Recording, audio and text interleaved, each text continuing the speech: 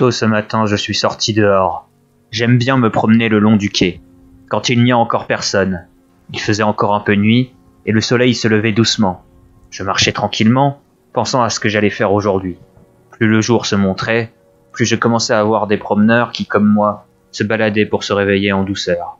J'habite dans un village d'une taille relativement modeste, environ 700 habitants.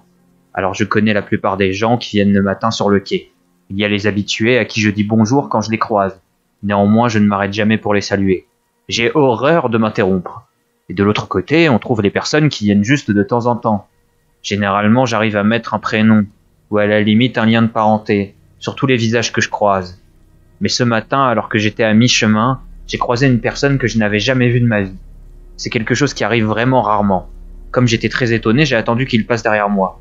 Il descendait le quai, contrairement à moi qui montais.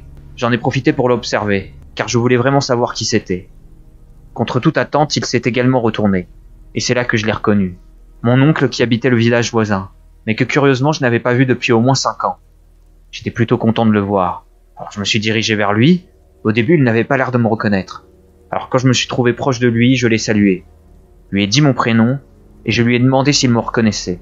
L'expression de son visage, qui était jusque-là un peu vide, est devenue plutôt amicale. On a parlé un bon quart d'heure.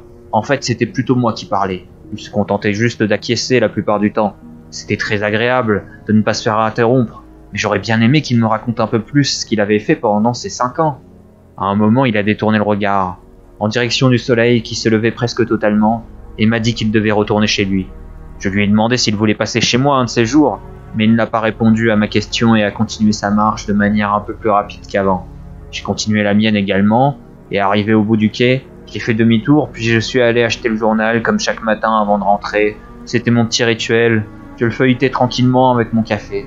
Rien d'intéressant comme d'habitude, mais il me faut absolument quelque chose pour accompagner mon café, vous savez. Il ne me restait qu'une page à lire, celle des avis d'obsèques. Le nom de mon oncle y figurait.